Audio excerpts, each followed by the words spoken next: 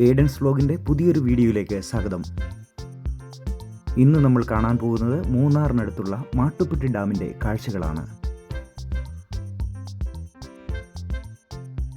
നയനമനോഹരമായ പ്രകൃതി ദൃശ്യങ്ങളാൽ സമ്പൂർണ്ണമാണ് ഈ പ്രദേശം.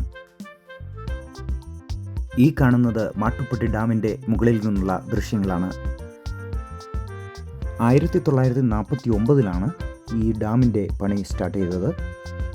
1953 ഈ ഡാം ഓപ്പൺ ചെയ്തത്. ഏകദേശം 2.2 കോടി രൂപ ചെലവഴിച്ചാണ് പൂർണ്ണമായും കോൺക്രീറ്റിൽ നിർമ്മിക്കപ്പെട്ടതാണ് ഈ ഡാം. 55.4 മില്യൺ ക്യൂബിക് മീറ്റർ വെള്ളം ഉൾക്കൊള്ളാവുന്ന രീതിയിലാണ് ഇതിൻ്റെ നിർമ്മിതി. 323.75 ഹെക്ടറാണ് ഇതിൻ്റെ വിസ്തൃതി. ഏകദേശം 2 മെഗാവാട്ട് വൈദ്യുതിക്ക് മുകളിലാണ് ഇവിടെ നിന്ന് ഉൽപ്പാദിപ്പിക്കപ്പെടുന്നത്. അതോടൊപ്പം തന്നെ നൂറുകണക്കിന് സഞ്ചാരികളാണ് ഓരോ ദിവസവും ഈ സ്ഥലങ്ങളൊക്കെ സന്ദർശിക്കുന്നത്. ഈ ഡാമിനുള്ളിൽ ബോട്ട് സർവീസ് നടത്തുവാനൊക്കെയുള്ള സൗകര്യം ഒരുക്കിയിട്ടുണ്ട്. ഓർഡിനറി ബോട്ടുകൾക്ക് ഏകദേശം 300 രൂപയും 15 മിനിറ്റ് ദൂരം സഞ്ചരിക്കുന്നതിനും, സ്പീഡ് ബോട്ടുകൾക്ക് 500 രൂപയൊക്കെയാണ് ചാർജ് ഉള്ളത്. 15 മിനിറ്റ് നേരം 30 മിനിറ്റ് വരെയൊക്കെയുള്ള വ്യത്യസ്ത ബോട്ട് സർവീസുകൾ ഇതിനുള്ളിൽ ലഭ്യമാണ്.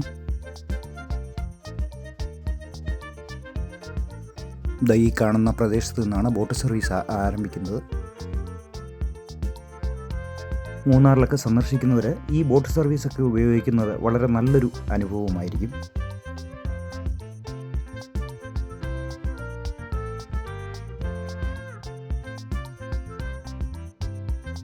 ശനി ഞായർ ദിവസങ്ങളിലൊക്കെ പോയി കഴിഞ്ഞാൽ വളരെ തിരക്കായിരിക്കും. ഈ പ്രദേശങ്ങളിലൊക്കെ വണ്ടി മുന്നോട്ട് നീങ്ങാത്ത അവസ്ഥയുണ്ടാവും.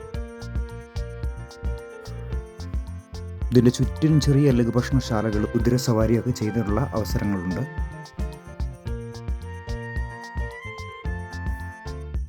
എത്ര മനോഹരമാണ് കാഴ്ചകൾ കാണാൻ.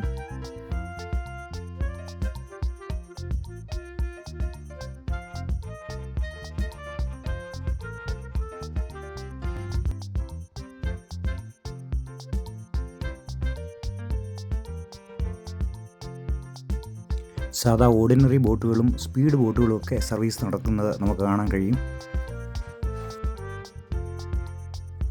ഈ ഡാമിൻ്റെ വൃഷ്ടിപ്രദേശം മുഴുവൻ പൈൻ മരങ്ങളാൽ ചുറ്റപ്പെട്ടിരിക്കുകയാണ്.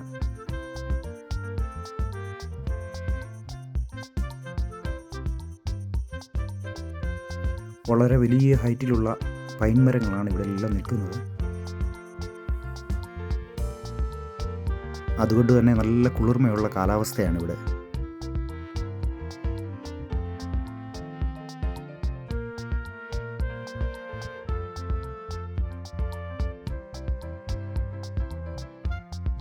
ഒരുപാട് പേര് ഈ ബോട്ട് സർവീസ് കാണാൻ വേണ്ടിയാണ് ഈ താഴേക്ക് പോകുന്നത്.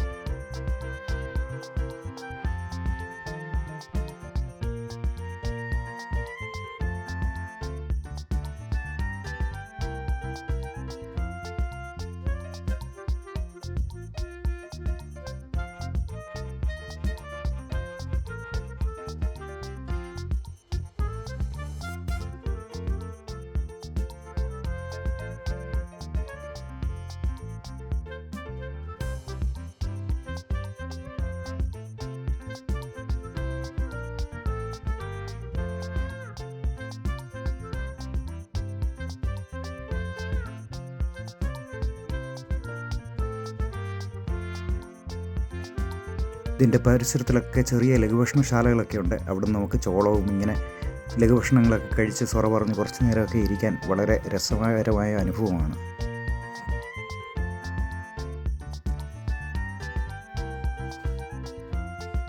ഇവിടുന്ന് വീണ്ടും മുന്നോട്ട് പോകുമ്പോൾ എക്കോ പോയിൻ്റ് എന്ന് പറഞ്ഞ സ്ഥലമാണ്. അവിടെ നമുക്ക് ഭക്ഷണം കഴിക്കാനും ഒക്കെയുള്ള സൗകര്യമുണ്ട്. ഇനി മൂന്നാറിലെ അടുത്ത കാഴ്ചകളുമായി വീണ്ടും വരാം.